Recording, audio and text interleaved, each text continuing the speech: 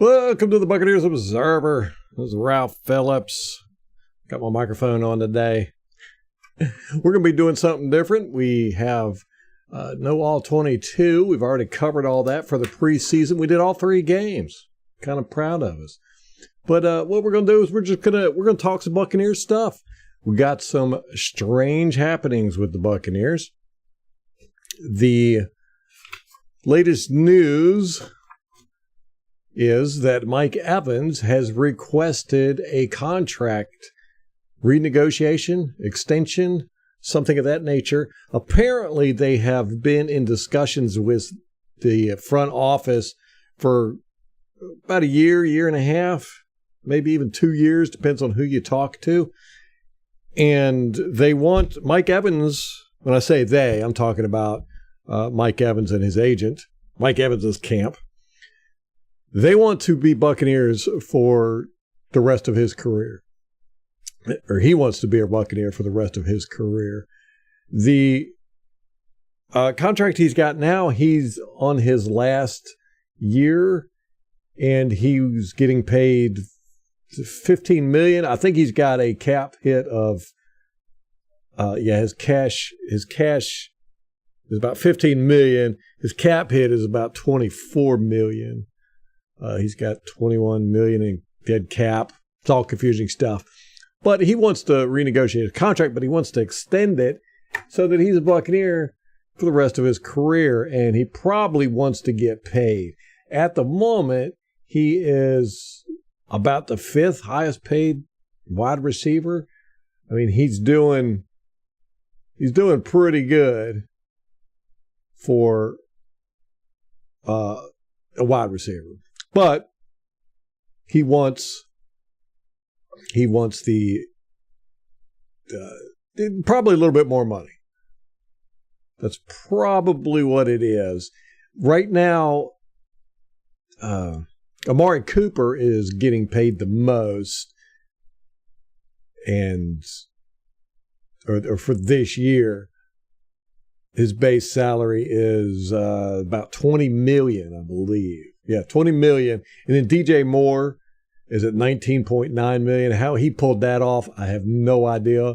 That's Chicago, though, so who else are they paying over there? Cortland Sutton is getting $14 million. Marquise Brown, $13.4, and then Mike Evans at $13 million, and that's base salaries. So that puts Mike Evans right at fifth highest paid.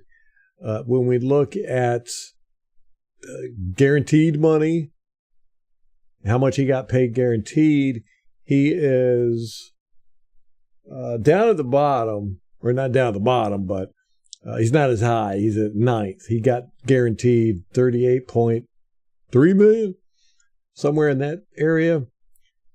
And he's probably wanting top three money, somewhere in that area.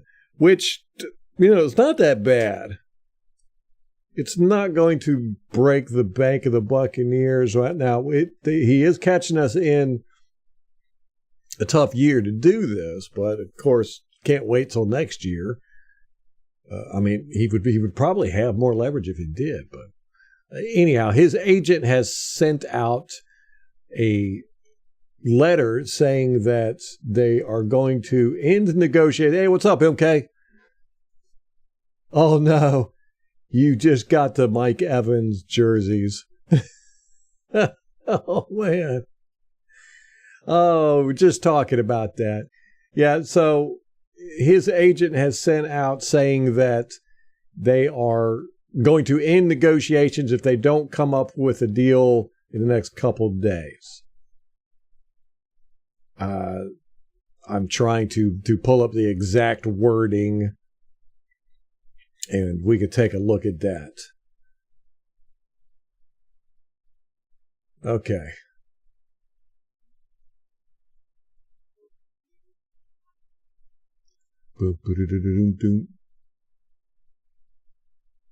So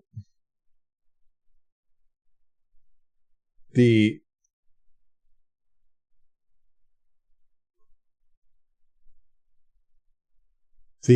press release from Mike Mike Evans' agent. It says when Mike Evans was drafted by the Tampa Bay Buccaneers organization, his promises were to win a Super Bowl and be a Buck for life. Those were the promises, I guess. That's what they said. He got the Super Bowl. Okay. It says he knew he would do everything in his power to make both come true. For the past 9 years, Mike has set records on the field that will surely put him in the Hall of Fame. He is considered one of the most selfless teammates by his peers and coaching staff and has been one of the most charitable players in the National Football League. He loves Tampa and the community surrounding the Bucs, and after keeping his promise of winning a Super Bowl, he hopes to uphold his promise to be a Buck fan for life. As he enters year 10, wow, year 10. Phew, I didn't realize he'd been with us that long. He is facing the prospect of doing so with uncertainty surrounding his future.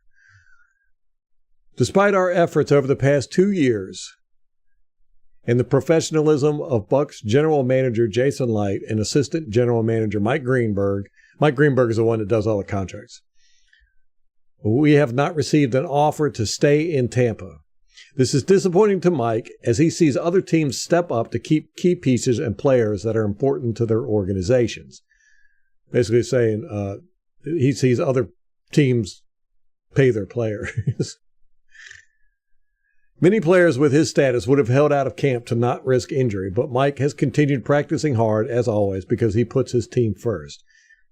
This is true, but it makes you wonder if that's why he sat out preseason game 3.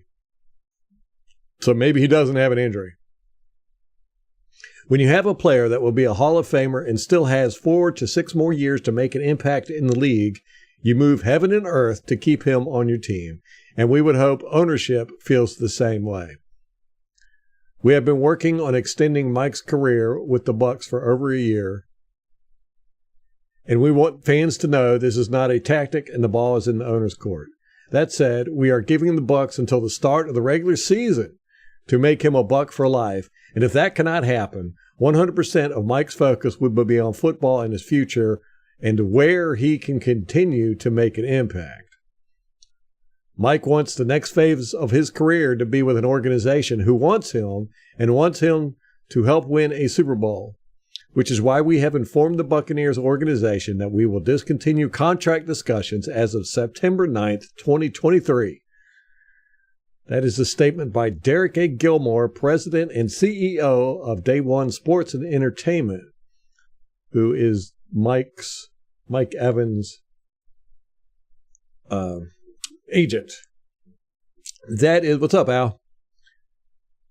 That is a pretty hefty statement to put out. Now, apparently to me, it seems, they put this out to the public. They didn't have to do that. They're trying to put pressure on ownership and the front office to get this deal done. That's all this is.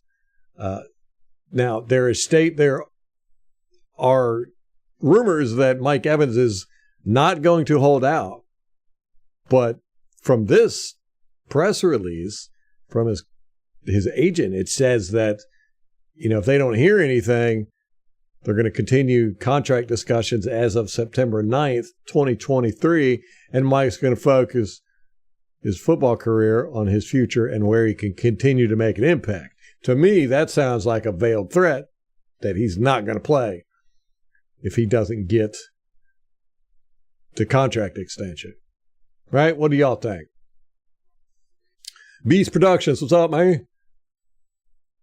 He says, if Mike Evans is gone, we still have Godwin, Palmer, Tompkins, etc., and we also looked very good against the Ravens without Mike Evans. And it's true. But you also got to remember, Ravens were playing their second, third string guys. I would hate to lose Mike Evans. I would absolutely hate it. Derek Brooks stayed with us his whole career, but he would have played more if we would have signed him, but we just didn't decide to sign him. We have a bad habit of letting guys go for some reason. I don't know why, and not really retain. I want Mike Evans to be a Buck for the rest of his career. I want Levante David to be a Buccaneer for the rest of his career. You know, I hate to see him go. That's the fan in me. Nate, what's up? Nate says, I think the front office knows what he means to the fans. They'd be foolish to not pay him. He took friendly team deals many times. That is true. This is extremely true. He's like, that's the same way Tom Brady was his whole career. You know, even when he came to us, he didn't ask for the house. You know, he got a decent contract, but for what we were getting, you know, I mean, he could have asked for $40 million a year. Somebody out there would pay. You know, but Tom Brady never had the largest quarterback contract. He normally stayed, you know, right around 20, 25 million a year, which, you know, that's in this day and age is definitely the average quarterback contract. And Mike Evans has done the same. He's always stayed, you know, pretty decent with his contracts. He's readjusted them many a times to help us stay under the cap. MK says, hit the like button. So y'all hit that like button. Smash that like button. You know, and like I said, you know, Amari Cooper is getting he's got the highest base salary right now at $20 million a year. That's $7 million more than what Mike Evans has got. We've got Devin White, who we're paying, and I think it's $12 million a year, 13 go up from 7. So that's you know, $5 million a year extra. You know, whether we can pay that to Mike Evans, well, we can't now. You know, there's no way we can pay him, you know, a larger base salary. We would have to push everything to the back end of his contract, or at least, yeah, till 2025. You know, maybe we could give him a big signing bonus and then spread that out through the next few years. But we just do not have the cap money to pay him anything more than what he's getting paid now. Yes, the front office could trade him if he's not going to play. We could definitely trade Mike Evans. I don't agree with it, of course, but we'd get great compensation if we traded Mike Evans. I mean, you know, you could definitely get a first round pick for him. You could probably get multiple first round picks for him. I mean, you're looking at a Hall of Famer. You know. Yeah, 32. He wants high compensated multi-year contract. Yeah. He's 30 years old and under contract this year only. So basically he wants a new contract for ages 31, 32, etc. The problem is there are no precedents for a 32-year-old making $20 million. That's true. That is true. You know, once they hit, what is Fitzgerald making this year? He went and he got a new contract. But it's probably a 1-year deal, right? Fitzgerald got. Let me see if I can bring that up.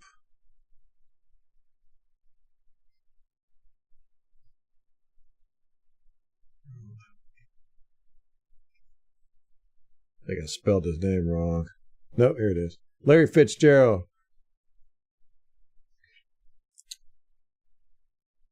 They still got him at.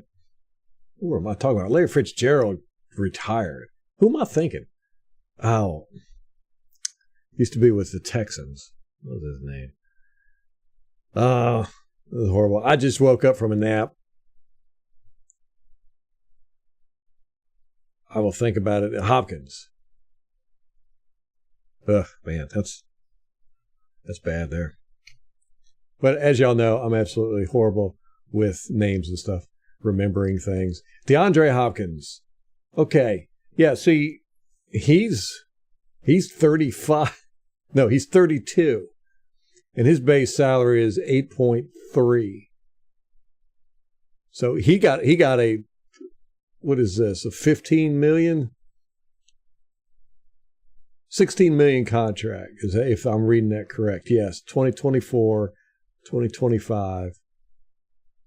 You got a 2-year, $26 million contract with the Tennessee Titans that includes a $10 million signing bonus, an $11 million guarantee, an average annual salary of $13 million. So that's basically what Mike's getting now. Maybe, I don't know. Is he wanting a big $20 million contract? To me, that's what it feels like, because he's making $13 million now.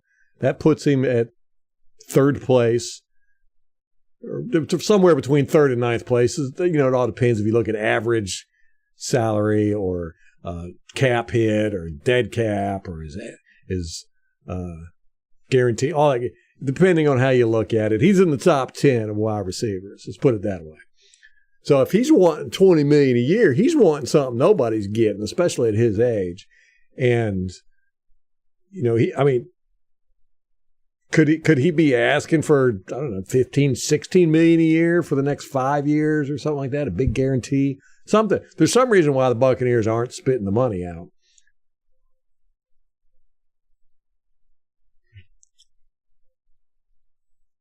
Let's see.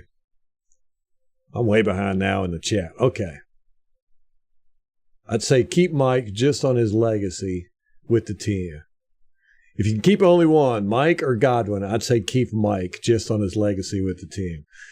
Yeah, I'd agree with you there too. And I hate to say that, I really do. But you got to keep Mike Evans, man. Best wide receiver Buccaneers have ever had. I think him and Levante David will go on in the Bucs Ring of Honor if they finish their careers in Tampa Bay. Yes, definitely. Definitely.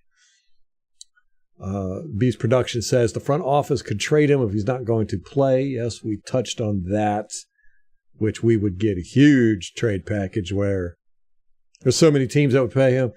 Could you imagine Panthers? I mean, they're so hard up for wide receivers. They have been forever, it seems like. But we would definitely not trade him to the Panthers.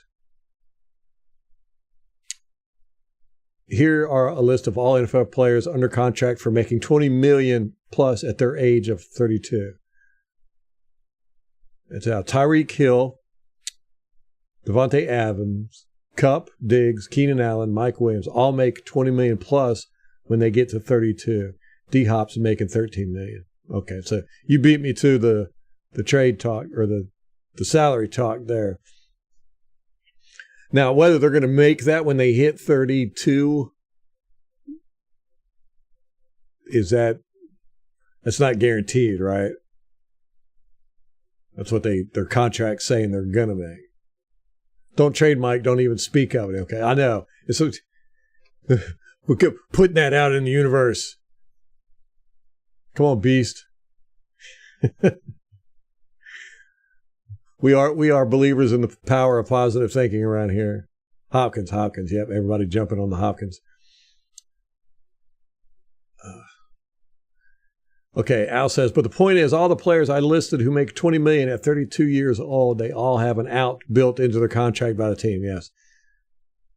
Yes, the out can allow them to drop the player right before he hits 32. Yeah.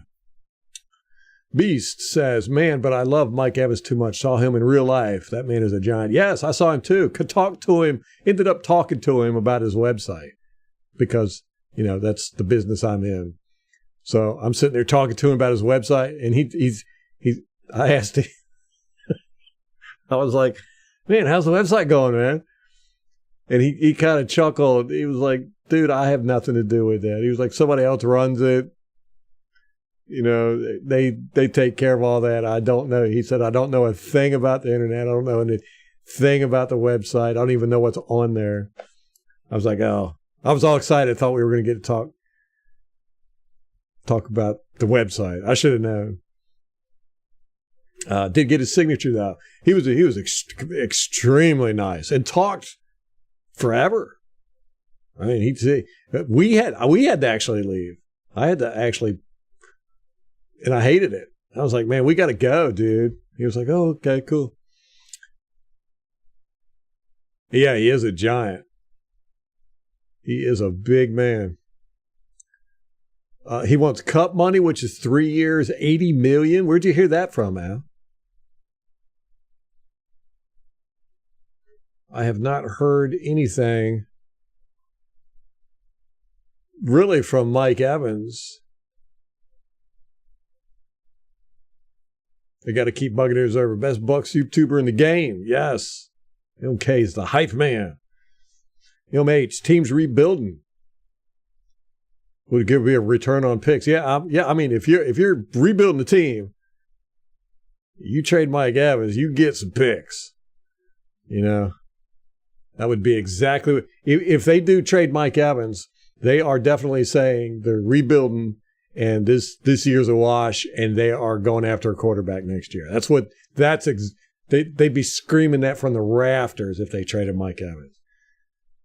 We'd know this year's done and we are going for a quarterback in the draft. We're going to try to get that one of those top 3 picks.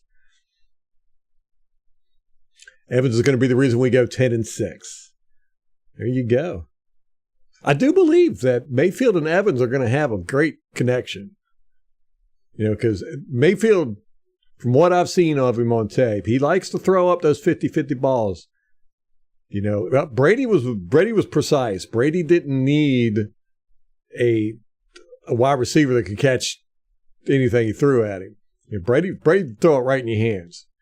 And so we didn't see for the past 3 or 4 years, we haven't seen those spectacular catches from Mike.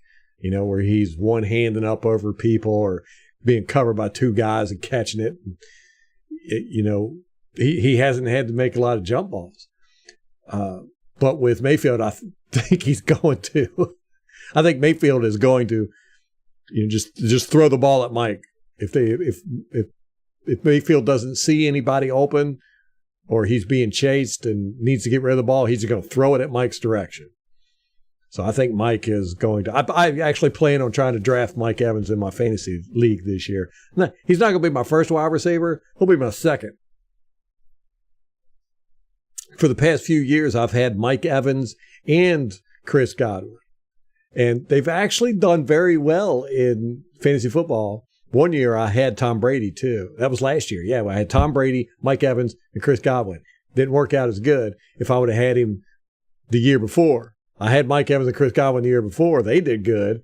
And Tom Brady did great. But he didn't I didn't have him on my fantasy team. So this year, I'm not going to get both Mike Evans and Chris Godwin. I'll pick between the two. And I think, you know, Godwin will probably get more catches, but Evans is probably going to make more touchdowns.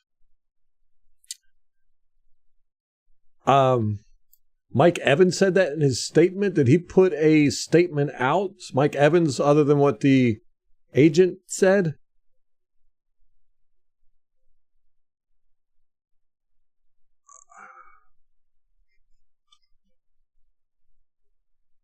Okay. I'm going to his Twitter. What?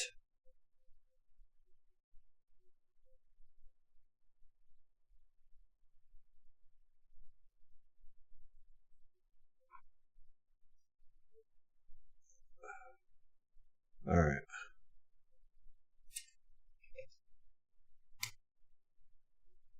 Twitter is so weird anymore. It's saying his tweets are protected. He must have been getting a bunch of garbage, or he knew he was going to. Okay. You got to be a follower. I was on an account that wasn't following him.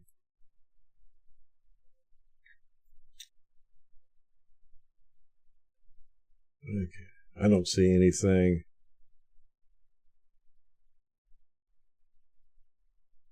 He don't have crap on his Twitter page since April. Really? That's weird.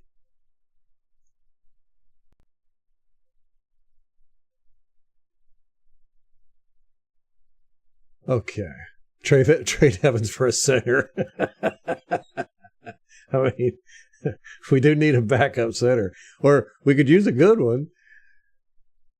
But could you imagine the head explosion that the league would have? Just straight up trade Mike Evans for a center. I mean, even the best center in the league for Mike Evans would be a tough sell.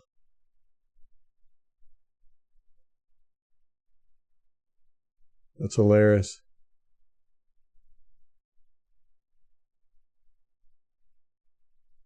Oh, okay. Now, see, I'm behind on the chat, and I just saw that Al said that he just read it from NFL's article from their site. Trade Evans for nothing MH. A center is nothing. Oh, y'all killing. What's up, Craig? Oh, I know. That's what we're all agreeing on. We've got Beast Productions has offered up that we trade Mike Evans. We think we could get a lot for him. And MH has said that we should trade for a center. Groin injury and old.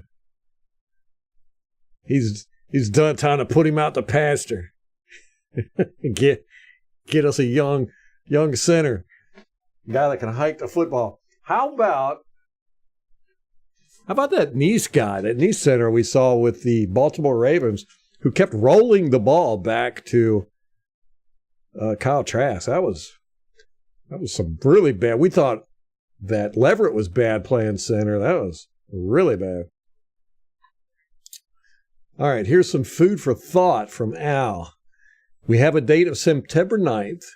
If he isn't signed, the Bucs might trade him because if he gets to free agency, he might find a team willing to sign him. So Bucs will probably want to trade him to get compensation. Need at least a second round because we lose him to free agency, we get a third round comp pick. Man, I don't even like talking about that. I mean, I guess it's a reality we've got to face now, but man, that sounds serious. Like we're seriously going to trade him. You don't think we get a first rounder for him, Al, from somebody? There's got to be a team out there that would give up a first. Beast would pay Mike Evans $20 million if he had the money. Would you? I always say that with the team because I'll get upset about how much we're paying somebody or how little we'll pay him, and then I realize it's not my money. Why do I care? Now, if it was my money, if I had billions of dollars, yeah, I would pay $20 million. But if I only had $100 million, I don't know if I'd pay 20% of that to an athlete who's already got. How much has Mike made over his career? Let me look that up.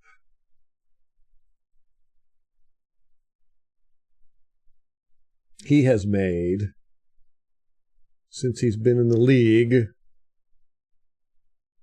is my internet not working? Don't do this to me, internet.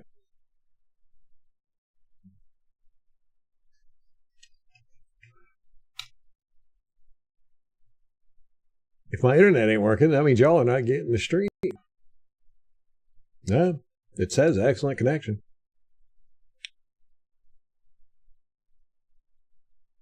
Oh, man.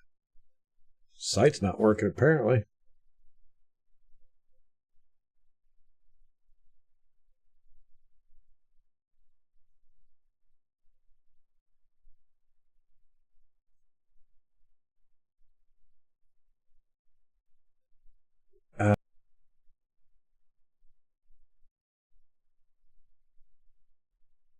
Look, there's my desktop. How cool is that? That's what my desktop looks like. Buccaneers Observer logo. I go hard, man. I ain't playing.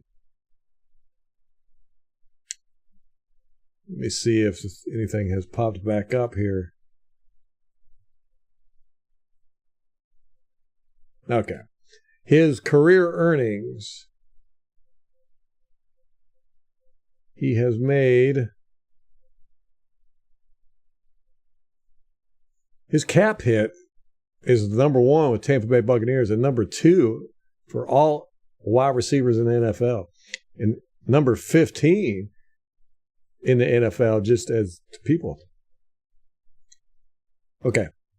He's played 9 seasons and he's made $96 million. So that's almost $100 million. I'd have a hard time giving up $20 million of my own money to somebody that's already made $95 million. Then again, being a Bucs fan, I probably would do it. Al says, plus, if Mike is going to be traded, the Bucs won't want to play him much, or he could get hurt, and they can't trade an injured player. This is true. Man, I tell you what, I'm going to be sweating it. I'm going to be sweating it until game day. Yeah, right, Nate. So much for Light enjoying his barbecue this weekend. Yes, he is working hard, furiously. That was a shot across the bow by his agent. You know, I mean, from what I could understand, you know, the Buccaneers front office was like, oh, okay, we got everything under control. We'll deal with Mike, you know, eventually. And they were like, nope, you're going to deal with us right now.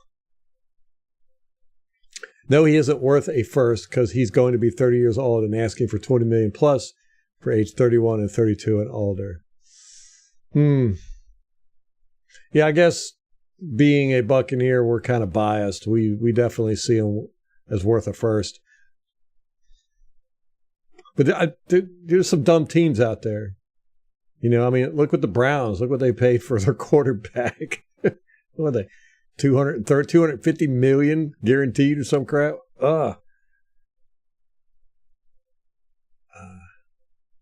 Can we get Amon-Ra St. Brown for Mike Evans? I don't think they're giving him up, are they? Would they be just a straight out swap?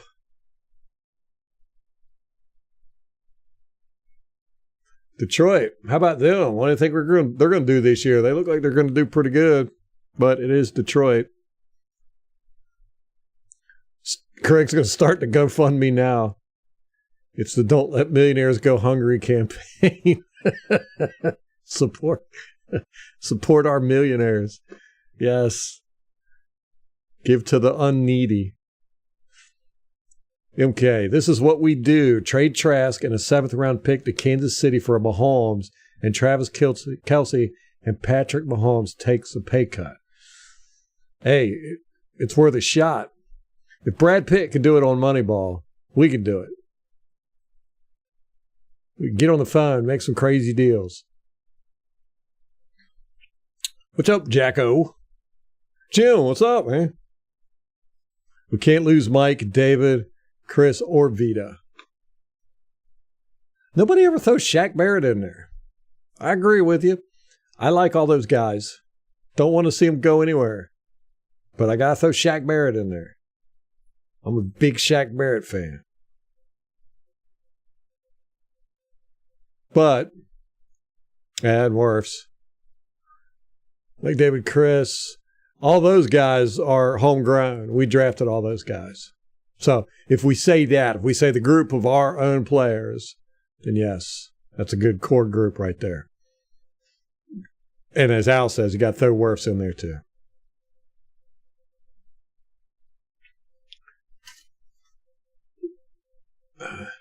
I don't know if any of y'all will ever watch Quarterback School on YouTube. Ex-quarterback.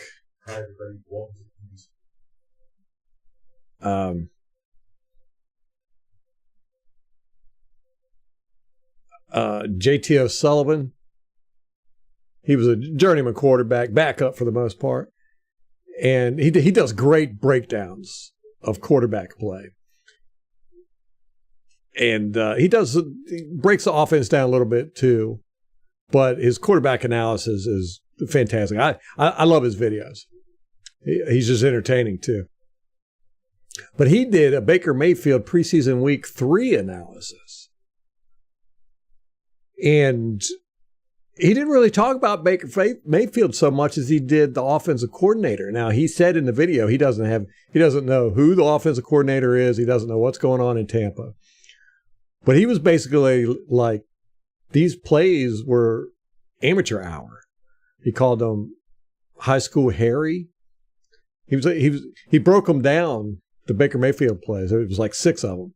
6 straight completions that Baker Mayfield had when he scored that touchdown. And he broke them all down. And he was just like, I do not understand this offensive scheme. He was breaking down the routes and all that good stuff, and he was really tearing it apart. He's like, I don't understand why he's doing this, and this is strange, and I've never seen this done before. And this other play is very amateurish, and so that made me kind of worry.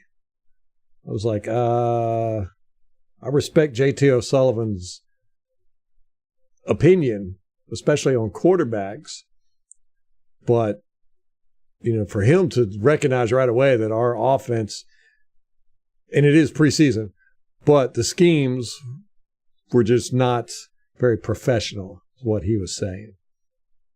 Okay, going back to the chat. Oh, what is Mike going to do with his Buccaneers tattoos? I know. That's what, like Quan Alexander. Quan Alexander got a big Buccaneer tattoo on his back. It was him in his Buccaneers jersey, I think.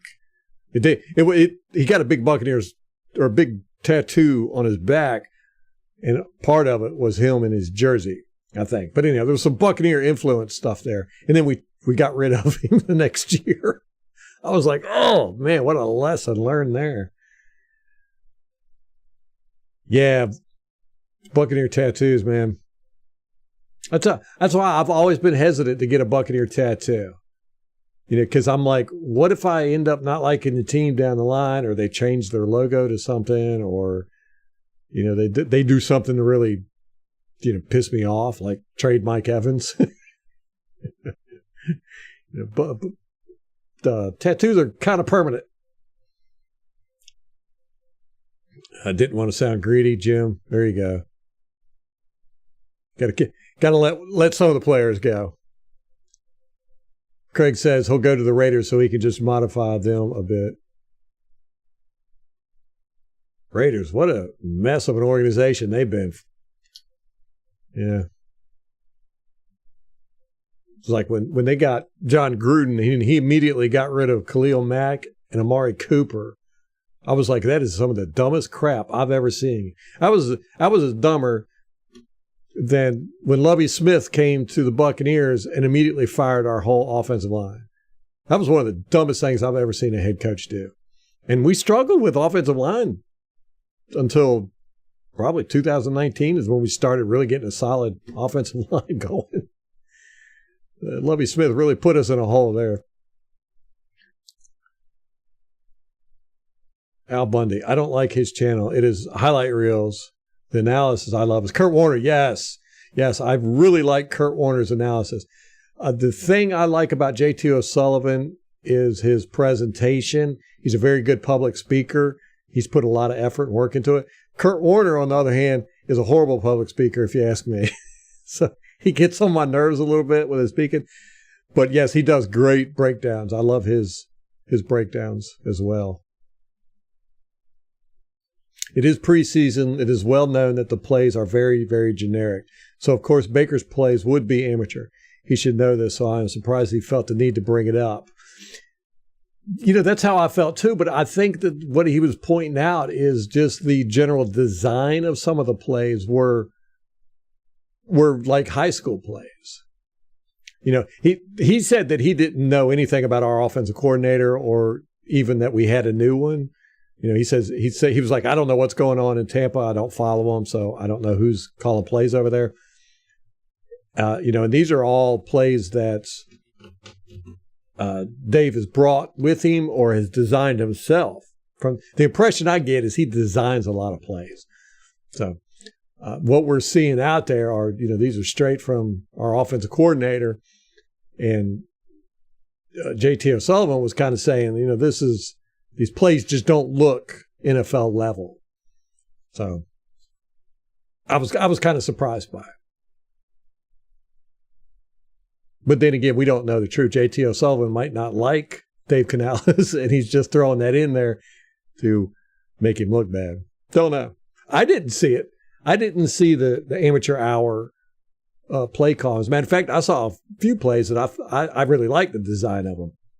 Now, of course, there were a few that I didn't like the design of them, and there were a few that I thought that were called at horrible times, but I chalked that up to preseason and, a new offensive coordinator not really know what he's doing. But J.T. O'Sullivan just did not have it a lot. I mean, he wasn't mean about it, But he was just breaking it down, saying, I don't know what's going on in Tampa Bay, but it looks like he didn't say amateur hour. He was saying high school Harry hour.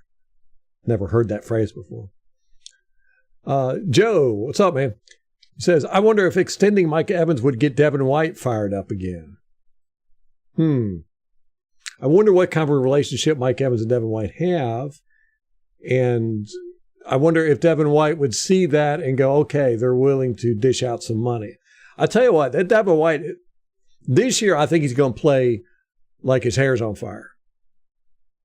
But I'm wondering, he's going to ask for too much money, I think. I don't think we're going to want to pay him what he said coming out of college that he wants to be $100 million linebacker, and I don't think we're going to pay him that much. I mean, you're looking at that's $25 million a year for a linebacker. I don't think we're going to do it. There's some team out there that's going to do it. It ain't going to be us, but he's going to have to play like a bat out of hell this year in order to get anywhere close to that kind of money. They could get rid of Devin White, and then they could pay Mike Evans. Man, y'all coming up with all kinds of stuff I don't want to hear. But it is the Buccaneers, man. It's the NFL, too. You got to do stuff like this.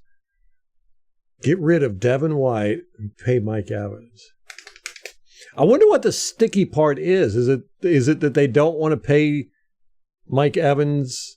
I can't see them not wanting to give him an extension.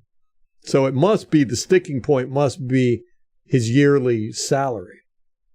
It could be the dead money, or it could be the guaranteed money. He's asking for too much there. I just don't. It's just strange to me that the Buccaneers wouldn't figure something out. They'll figure something out. They'll figure something out. I can't see them getting rid of Mike. I just can't see it. Devin White, like I said, I think they're going to get rid of. Get rid of Mike. Devin. Nate says, I mean, Atlanta is running a bunch of triple option stuff. Our offense isn't like it's new to the NFL. Yeah. But there are, we were talking about that when we were watching All 22. There's a lot of tweaks, a lot of these little tweaks that we saw. JT O'Sullivan saw them too, but whereas we thought they were pretty interesting, he apparently thought they were amateurish.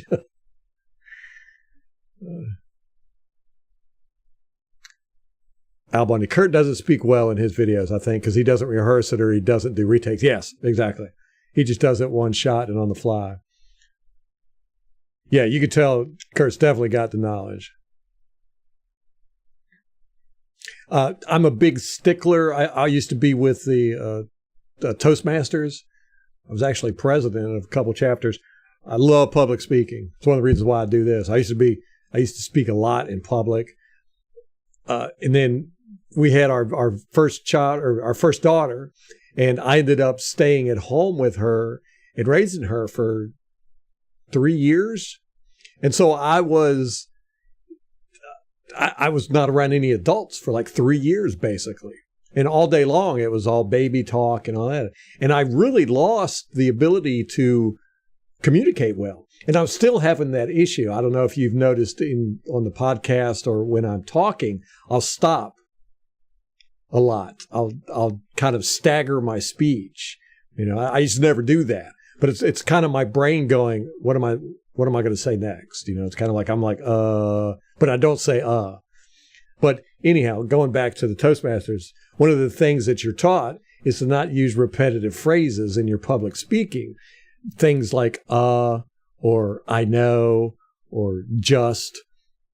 If you say words repeatedly throughout a presentation, it becomes very annoying to people. They don't realize it, but it makes you seem kind of less intelligent than you are, and it makes the presentation not as good as it should be. But anyhow, J.T. O'Sullivan is very good. He has no repetitive phrases, but Kurt Warner does. He says, all right, and he's got another phrase he says, but he says it at almost the end of every sentence. And it bothers me because being a public speaker and knowing the the tricks of the trade, basically. Anytime anybody uses repetitive phrases, it really bothers me. It annoys me. And Kurt Warner does it. So I'm kind of like, oh, when I listen to him.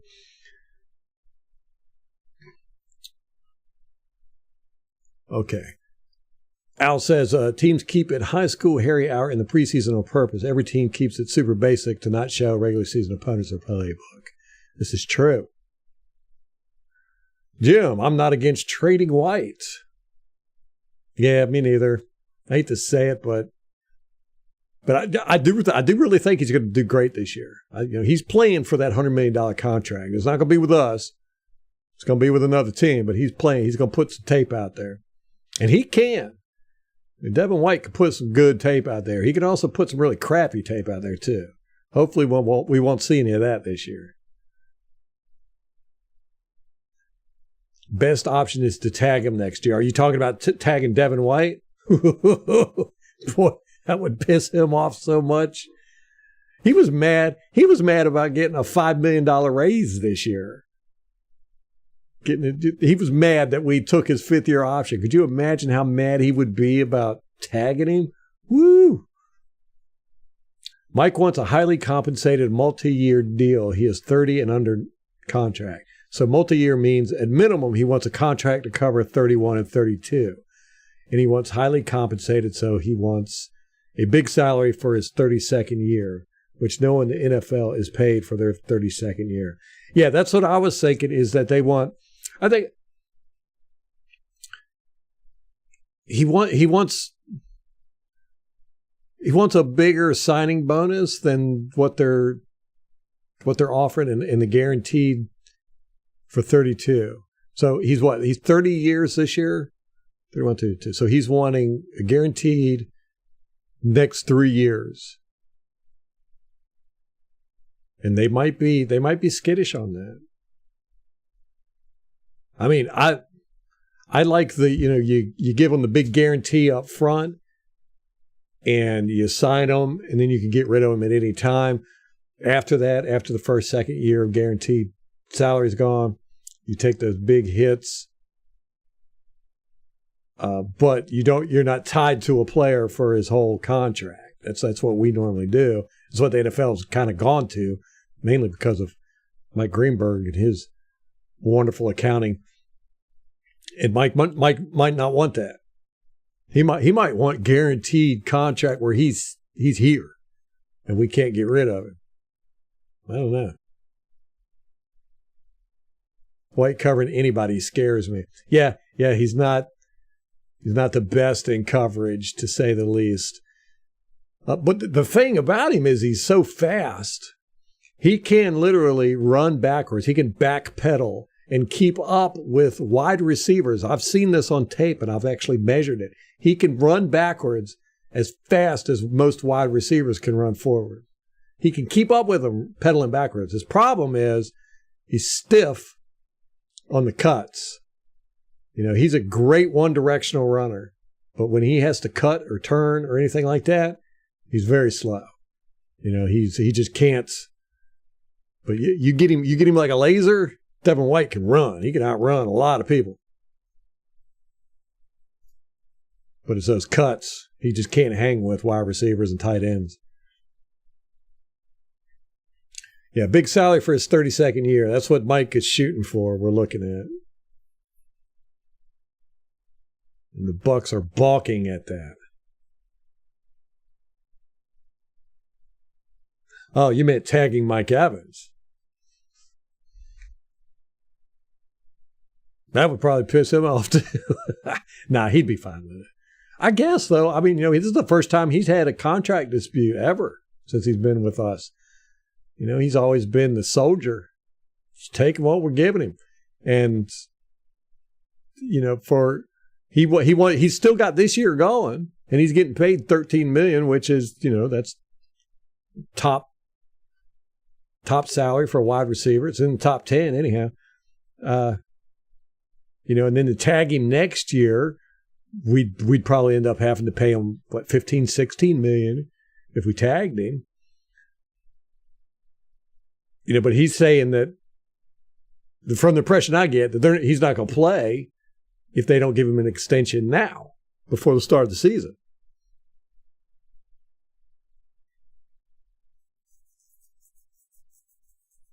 We kind of owe him a signing bonus for all he's done. Jim, that's how I feel.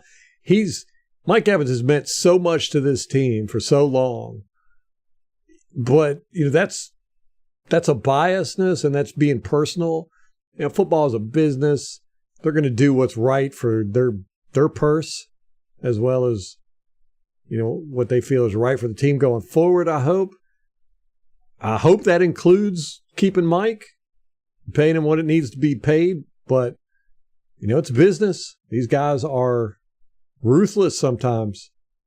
They don't have the same emotional attachment that we do, which is probably good, because if it was up to me, if I was the owner of the Tampa Bay Buccaneers, we would still have Warren Sapp, John Lynch, Derek Brooks, Trent Dilfer, Mike Allstott, even Warwick Dunn. Hell, we'd still have them playing now. They'd be out there 50 years old. I'd be throwing them millions of dollars every year. Just go out there and stand there. You don't even have to hit anybody. That's how sentimental us fans get. So it's probably not the best idea for us to be making the decisions. But yeah, I'm of the opinion that, this Mike Evans, man, pay him what he needs, pay him what he wants. Yeah, Mike has restructured quite a few times to help the team. But apparently what he's stuck on right now is that this is his last year and he wants the extension now. And we think that he's wanting he's wanting an extension that's going to keep him here till at least 32, and he wants big money up until that point. But nobody does that in the league. Not for wide receivers. Signing bonuses are a benefit for the team because they can spread out the bonus over 5 years. So teams want signing bonuses, yes. And I think that's probably what we're trying to do with Mike. The tag had cost $28 million. I was thinking right around 16. If they want guarantees, need to put a $50,000 daily fine for not showing up. H does not play around. Nate, I don't understand where our cap is going. We are always over or just right at the cap limit. Are we still paying Gerald McCoy or something? Yeah, well, Greenberg is a master at the cap. We got stuck because we brought in a bunch of high-priced free agents. Gronkowski, Antonio Brown, Tom Brady, even Kyle Rudolph, Julio Jones. A lot of these guys were on one-year deals, and that was good. But we ended up really pushing our cap and pushing stuff into the future, which is what we normally don't do as Buccaneers. So we've decided to take the bullet for this year and next year and not give out big contracts and spend a lot of money. Just go ahead and do this. That's why we have, 11 rookies starting on our team? I think it's 6 rookies. I think we got 6 rookies starting out of 22 players, right? Something outlandish like that. 1, 2, 3. We've got Trey Palmer, Cody Mock, Rakeem Jarrett, Kalijah Cansey are all stars. So we got 3 true starters. But then we've got Rakeem Jarrett, wide receiver. He's going to be playing. Payne Durham, tight end. He's going to be playing. Sean Tucker, running back. He might see the ball every now and then. Yaya Diaby, he's going to be rotating in with Tryon. That Marquise Watts, he's going to be rotating into. Servatier Dennis, he's not going to see a lot of action. He's going to be mainly special teams. And strong safety Merriweather. Then we got Derek Pitts, and then the starter Christian Eisen. Okay, so we've got 1, 2, 3, 4, 4 true rookies starting, and we've got 1, 2, 3, 4, 5, 6, 7, 8, 9, 10, 11, 12, 13, 14 rookies on our roster right now on the 53. Al says 13 rookies made the team, 14 rookies on the Rams made their team. And MH is saying 13. Why did I just count 14? Let me see. Trey Palmer, Raheem Jarrett, Cody Mock, Payne Durham, Sean Tucker, Marquise Watts, Yaya Diaby, Kalijah Cansey, Kavion Merriweather, Derek Pitts, Christian Izzian, Josh Hayes. So now I'm only getting 12. Who am I missing? I counted somebody twice, apparently, and now I'm missing somebody. Oh, well. 13. So, Jim, you're going to call the front office if we don't keep Mike? We should. Let's do this. If they don't keep Mike, let's all do a conference call and call the front office, all of us. Just give them a piece of our mind.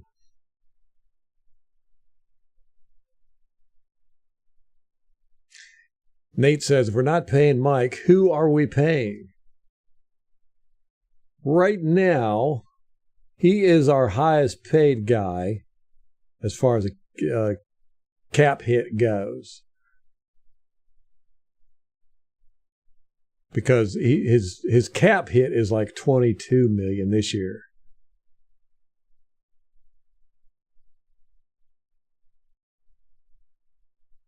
And then behind him, we've got let me see. Vita Vea is getting 17.7, right? Shaquille Barrett's getting 17, so we're actually paying Vita and Shaquille more. Chris Godwin's getting $20 million this year. Is that right? That can't be right. I'm looking at this all wonky.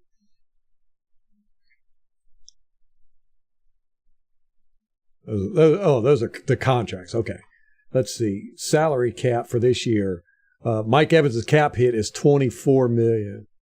And then Shaquille Barrett's is $21 million. Devin White's cap hit is $11.7 million. And then Chris Godwin's is 8.6. Carlton Davis is getting 7.5. Vita Vea is 6.5. Jamel Dean 4.4. So then it just goes downhill from there. So we've got a lot of dead cap space for Tom Brady and those guys.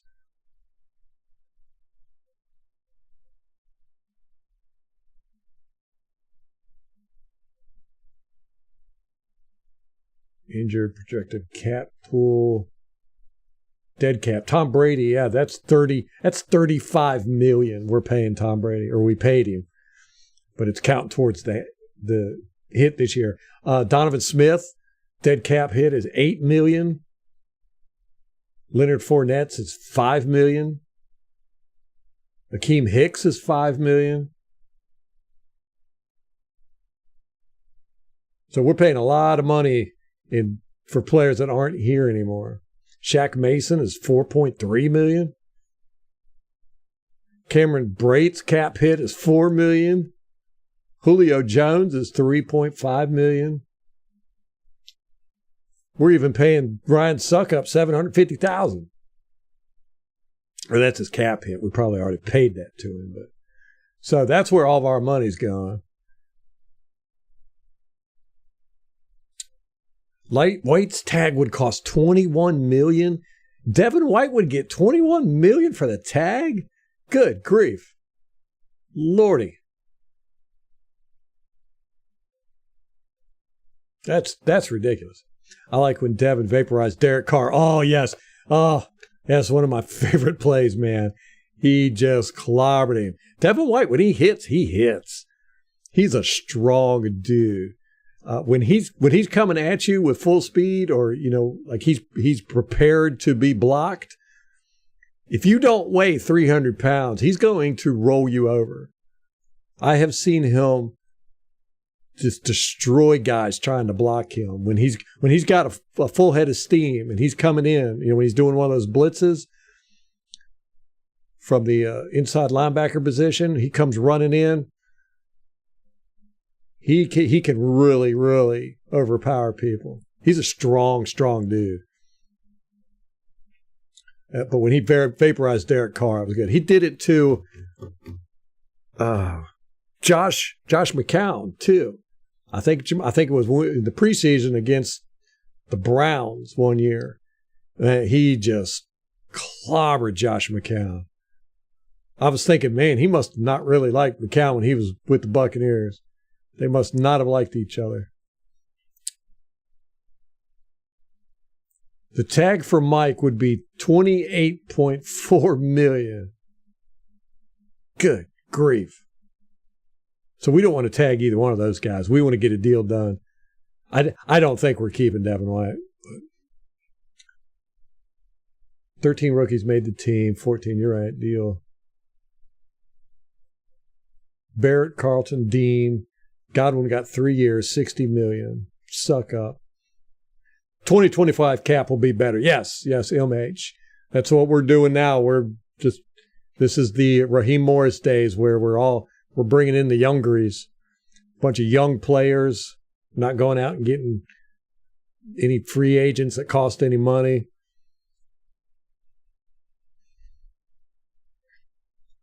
$35 million for Tom Still, yeah. We should be able to get out of that $8 million for Donovan Smith.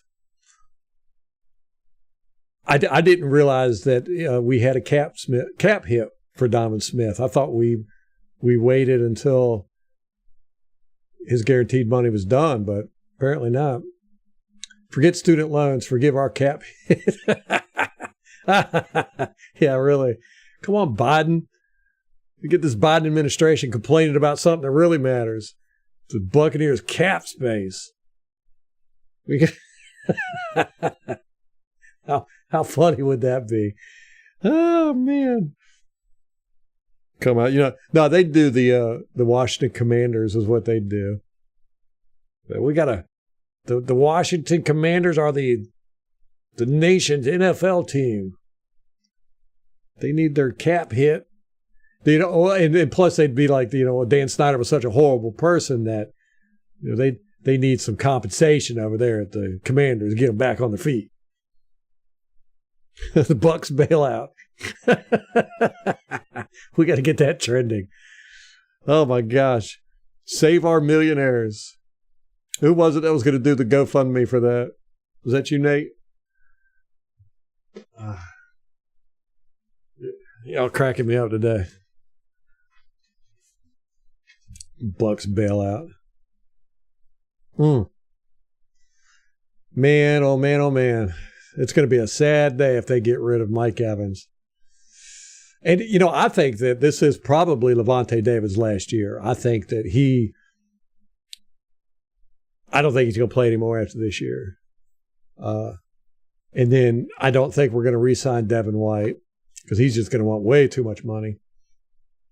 Because I do think he's going to play ball this year and he's going to play very, very hard. He's probably going to have his best year this year. And he's going to want a lot more money than we're going to be willing to pay. So this team's going to look very, very different next year, especially if we get rid of Mike Evans, which I don't even want to think about that. But, he's got to do what's best for Mike. He wants to be a Buccaneer, though. Same thing with Levante. I think Levante could have got more money somewhere else.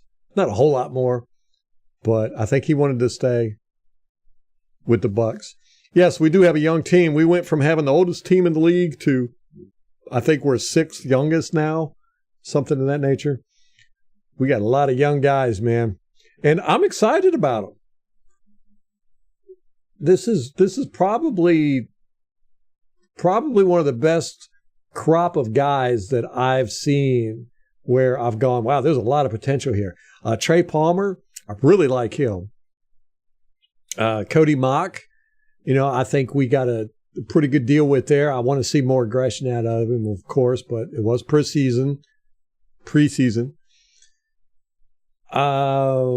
Cansey, I haven't seen any film on him, but I've heard he's really good. Yaya Diaby, I like what I saw with him. I think he's going to be a good player. Good player. He's got to work on his run game. That's it. Servassier Dennis, that Christian Isian, who's our nickelback, he made some great plays. He really did. I kind of was surprised that he was announced so early as to being the starter cornerback when we had two guys in the locker room who have played that position before.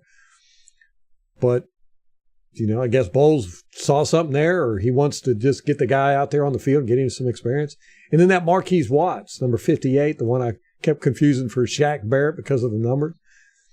He really showed a lot of promise there.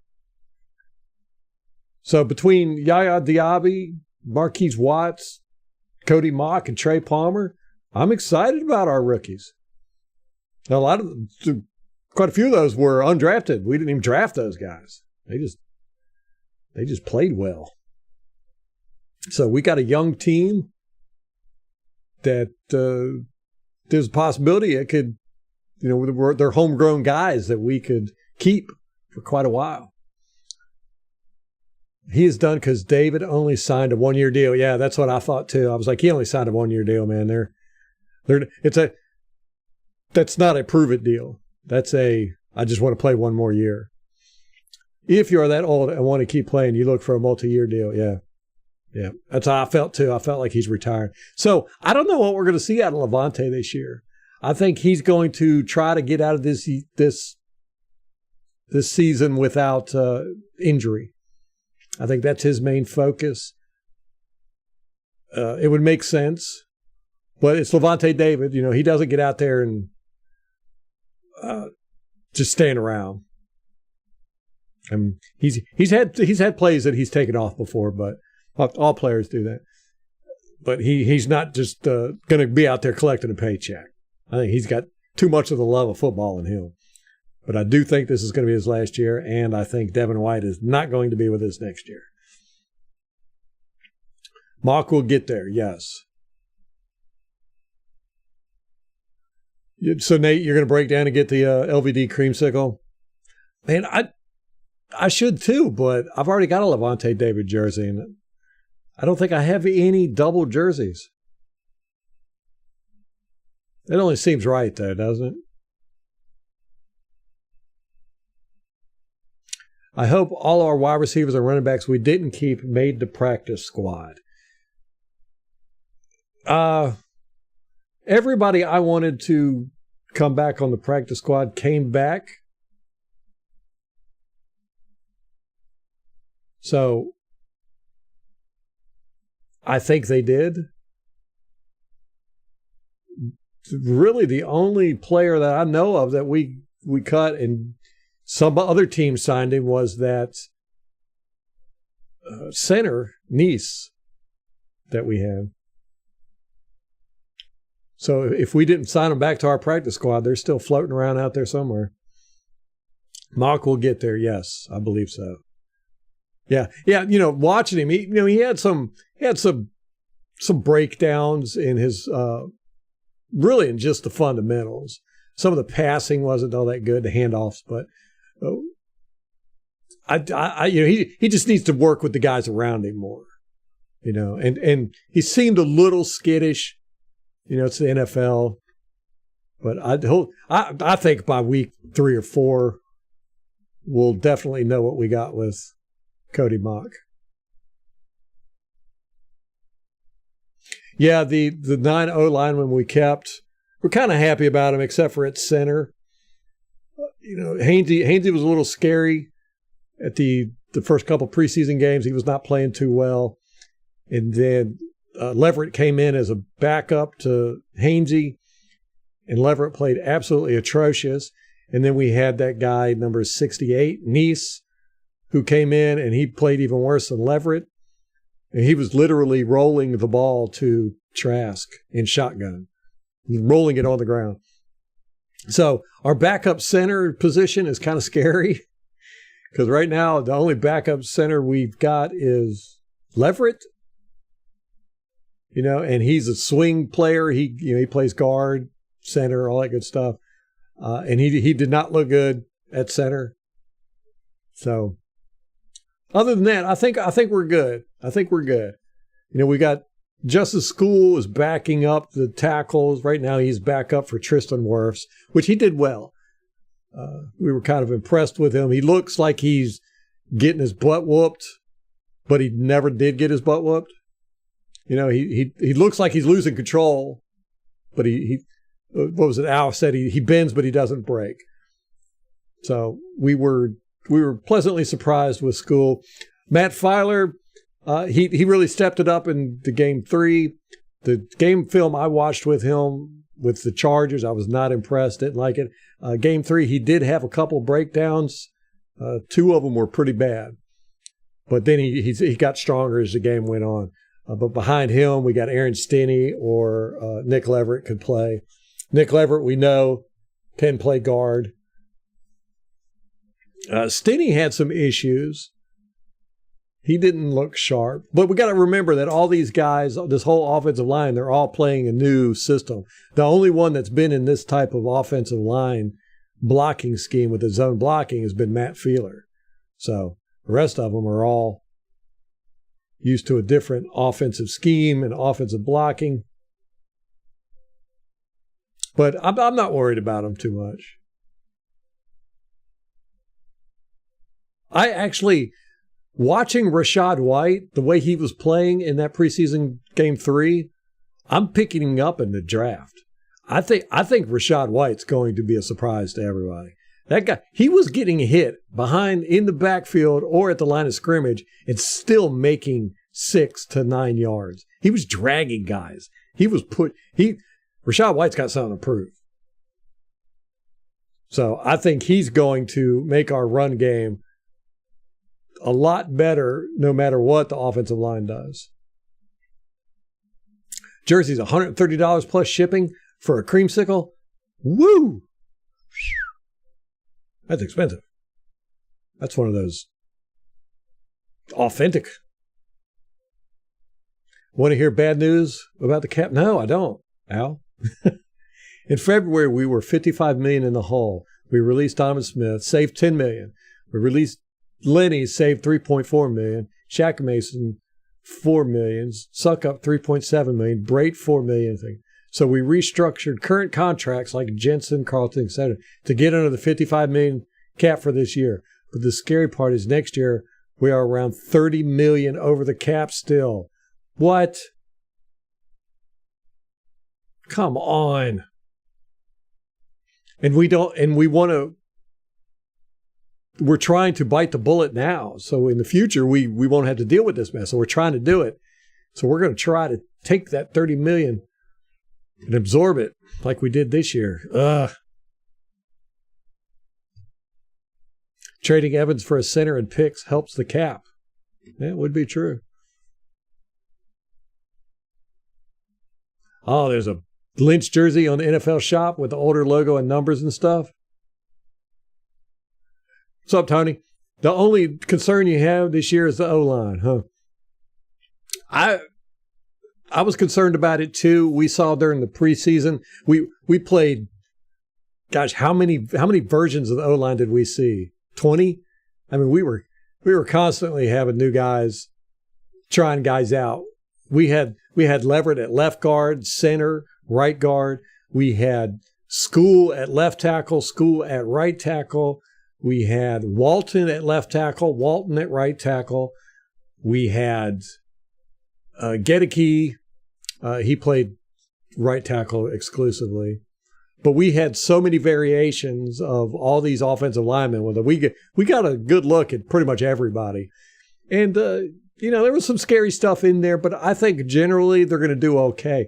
With this offense, we're going to be running a lot of zone. So it's basically elephants on parade. They're just running straight down the line and blocking anybody in their path. So it's that'll be fine.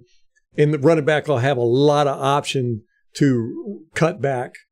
So, the offensive line play there isn't going to be near as deadly. But a lot of the times we're going to be doing the play action and misdirection where the offensive line, it doesn't matter what they do. They're just for show. They're going to be going in one direction while our quarterback's going to be going in the other direction looking to throw the ball.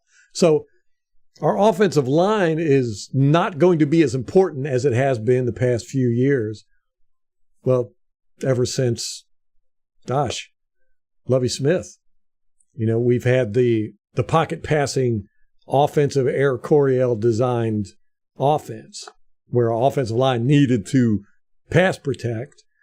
And we've been running that gap power offensive running scheme. So they've had to block very precisely.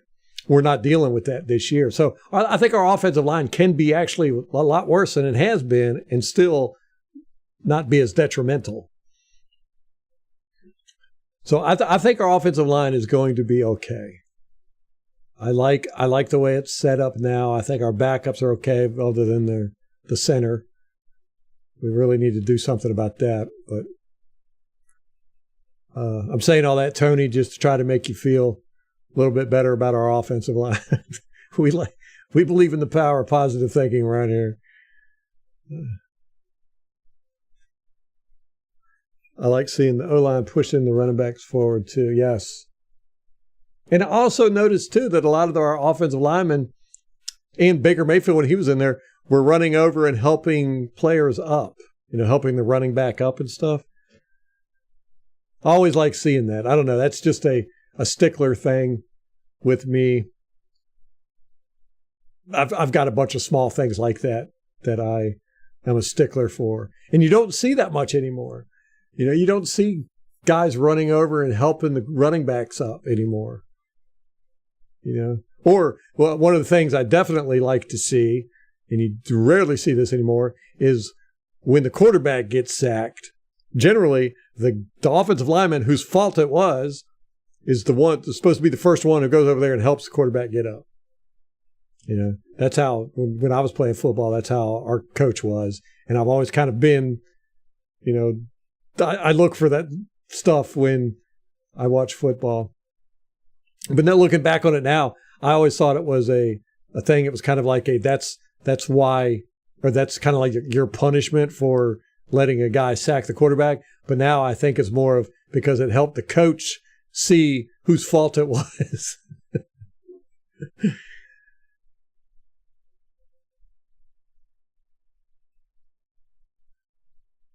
Pro Bowl picks, Wirfs? Yeah. I think a lot of the Pro Bowl picks are kind of a year behind. Like last year, Devin White and Wirfs and all those guys, they were picked for the Pro Bowl, and they didn't deserve it.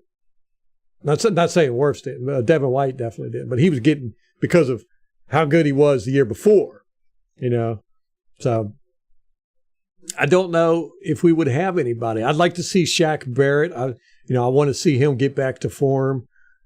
It was a bad injury for him to have. What I saw in the preseason, though, looked absolutely great. He looked like he was back, not even a speed bump. Of course, I'd like to see Vita get some Pro Bowl nods. I think he probably will, because I think he's really the veteran on the defensive line now that is going to be expected to do everything. Last year we got Akeem Hicks, brought him in, kind of touted him as the veteran. This year we got Gaines, but he's not even a starter. So I think they're really looking to Vita to step it up and be the strong link in the chain up front there. If Devin White does get Pro Bowl, he's definitely going to be asking for that $100 million salary that we're not going to pay him next year. Yes, very, very impressed with Baker Mayfield in the preseason when he started. Every time he played, he looked good. And I think it was coming from, I had real low expectations for him because I'd watched some tape on him, and he just did not look good.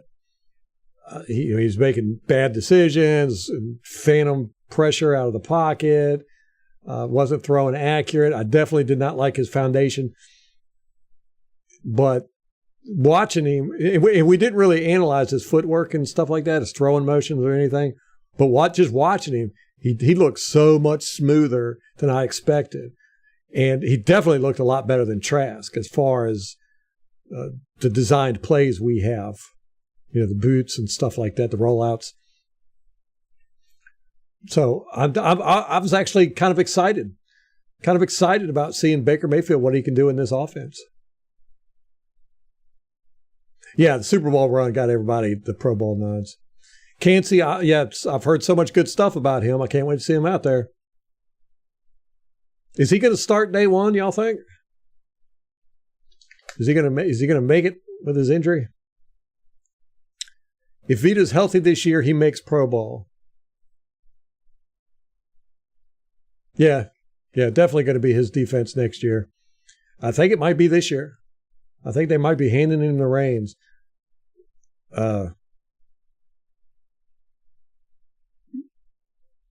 He is unstoppable, though, Vita Vea, when he is not injured. He's gotten injured a lot more than I would like. Cleveland got Baker hurt and wouldn't let his injuries heal. That's the consensus from what I understand. But still, watching him last year, I did watch some of his game film from Cleveland, and you could definitely tell he was very, very, very skittish. Because he had like a shoulder injury, and I think he had a knee injury too. But you could tell he was very, very skittish. But last year I watched, and with Carolina, it was good. It was really kind of bad, but I think a lot of that was due to Carolina was really bad. But when he went to the Rams, he was better, but still he panicked through the ball too much, and his fundamentals weren't good. I do not like, and I wanted to look at this in preseason, and I didn't do it because we were just trying to speed through the film real quick. But the way he places his throwing foot, his plant foot, I did not like it. He has it off center where he's throwing the ball a lot. And I don't like that. I think it kind of screws his accuracy up. But I didn't look at it in preseason with the Buccaneers. But when I was watching him with the Rams and all the other teams, his plant foot, it's not set right, I don't think. And I think it causes his ball to be a little bit inaccurate at times. Pro Bowl's a mess. Yes, agree with that 100%. All the players are faking injuries so they don't have to go. Then the NFL still has to do the event, so they end up inviting alternates who don't deserve Pro Bowl. Tyler Huntley got Pro Bowl. Yeah, I know, right? It's like Nathan Peterman's going to get Pro Bowl this year. I saw he was with the Bears.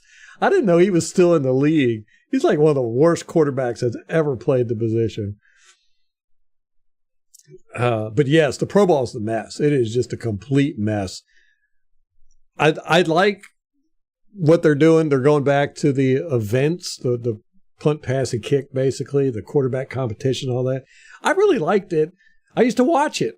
When they did it in Hawaii, and it was an all 2-day event where they had all the competitions and the bench press competitions and all that was fun. They used to show it on ESPN, and even the Pro Bowl was fun because it was a competition between the NFC and the AFC. That's how they played it out. The NFC had won this many, the AFC had won this many, and the guys didn't go out there and try and knock each other's head off, but they still played.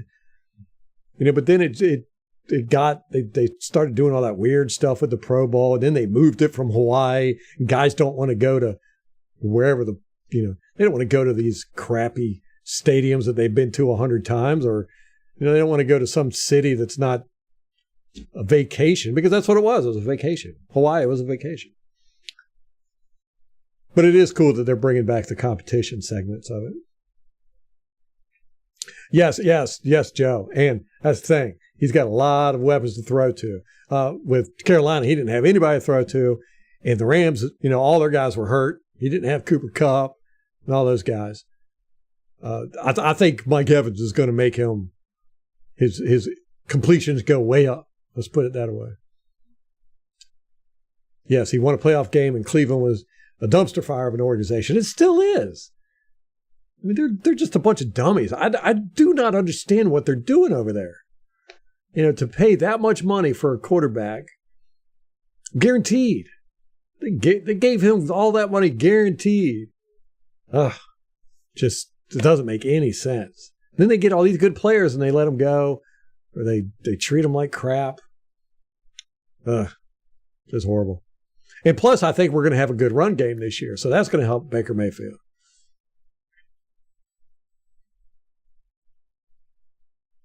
Baker's shoulder injury was on his non-throwing arm, yes. Yeah, but he was definitely, you could tell, it hurt him a lot, and he was avoiding a lot of contact, and he was scared. When he felt any pressure in that pocket, he was running to the sidelines. When he was with Cleveland, you could tell that he was really hurting. You could see it. Yeah, now it's two-hand touch. You're talking about the Pro Bowl?